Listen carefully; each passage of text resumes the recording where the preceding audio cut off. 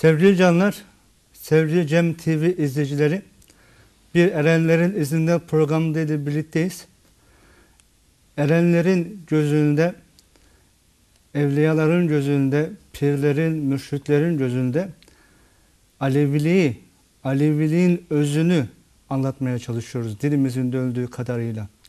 Sohbetini etmeye çalışıyoruz. Çünkü yüzyıllardır kadim olan inanç, Alevilik, Peygamber Efendimizin ehli beytiyle ve ocaklar sistemiyle günümüze gelen Aleviliği, erenlerin gözünden, erenlerin anlayışında sizlere anlatmaya çalışıyoruz.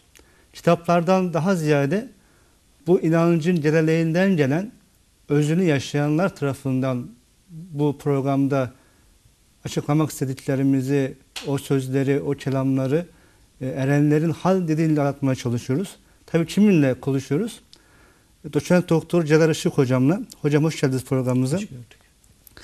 Erenlerin Yolu programında izleyicilerimiz şöyle kafasında soru olabilir.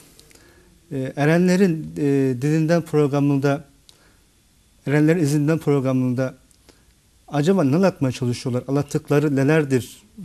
Bizim şimdiye kadar duyduklarımızdan biraz farklı mı konuşuyorlar diye soru olabilir. İsterseniz başlayalım. Erenlerin izinden programında erenlerin gözünde Aleviliğin temelini, özünü. Eyvallah.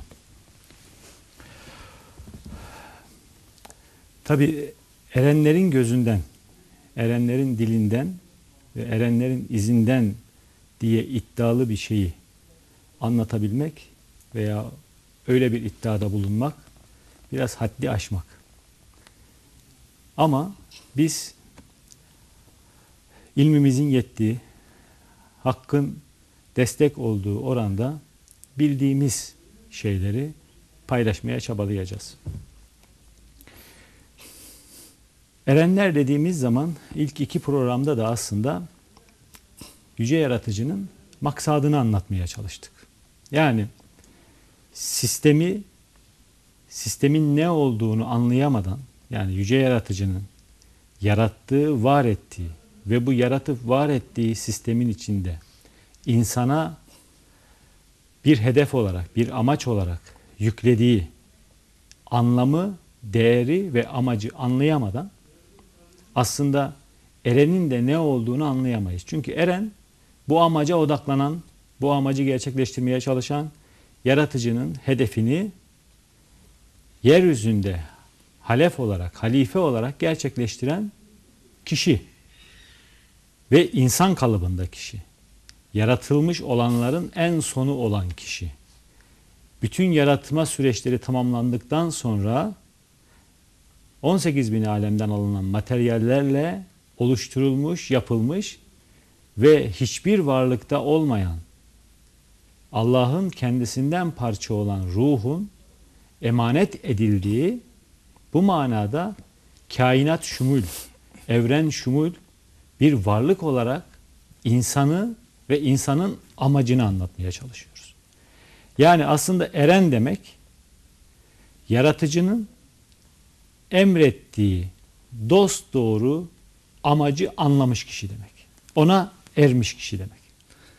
Yani Allah'ın muradına vakıf olan kişi. Evet, muradının ne olduğunu bilen, bu bilgiyi aldıktan sonra hayatını ona göre organize eden, hayatını organize ederken karşısına çıkan güçlük ve zorluklarla hakkın emrettiği, hakkın dilediği doğrultuda mücadele eden, eylemin yapıcısının kendisi değil, hak olduğunu düşünen ve hakla hak olarak ruhunu kendi bedenine hakim, Allah'ın emrini bütün cihana, kainata hakim hale getirmeye çalışan, doğruluk, güzellik, edep, ahlakla donanmış şahsiyet.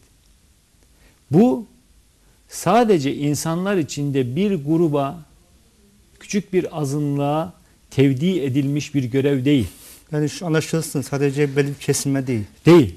Bütün insanlara, insan kalıbı taşıyan, insan olarak dünyaya gelmiş her varlığa zorunlu, şart olan emirdir. Yani yüce yaratıcı bütün insanların eren olmasını bekliyor. Ana maksat budur. Ve Allah nurunu tamamlayacaktır.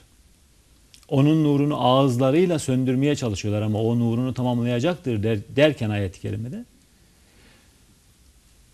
bunun gerçekleşeceğinin işaretini alıyoruz. Yani şimdi dünyaya ve insanlığa baktığımız zaman ahlaki ve yüce değerleri taşımak ve onları hayatın içinde yaygınlaştırmak konusunda çok geride görebiliriz. Evet. Ama yaratıcının muradı bunun gerçekleşeceği ve bütün insanların, erenlerin kavrayışı ve algılayışı içinde bir anlayışa kavuşacağı doğrultusunda. Buna kavuştuktan sonra asıl iş başlayacak. Yani O zaman başlayacak. tabii daha şu an yaratıcının ana planı, yani yeniden diriliş dediğimiz, bazı kitapların, bazı bilgilerin anlattığı kıyamet diye anlatılan süreç o zaman başlayacak. Ve o süreçte uyanan, şuurlanan, erenlik şuuruyla uyanan insanlar yaratıcının yaratma anındaki eksiklikler veya öğrenmemiz gerekenler tamamlanmış olduğu için bu sefer bize müdahale edilecek ve biz bu müdahaleyi artık kaldırabileceğiz. O Farkında müdahaleyle olacağız. mücadele edeceğiz ve Allah'ın emrini gerçekleştireceğiz. Dünya sahnesinde bunlar küçük küçük oldu. Yani 124 bin nebi veya veli, bazı erenlerin 128 bin nebi veya veli dediği yapı içinde erenler, evliyalar, peygamberler bunu zaman zaman gerçekleştirdi. Ömürlerinin büyük bir çoğunluğunda Allah'ın emrine uygun bir şekilde mücadeleler etti. Ve buralardan almış olduğumuz örnekliklerle bu bedenin ve ruhun olası eksik taraflarını tamamladı. Bu mücadele buraya kadar geldi ki en büyük mücadelede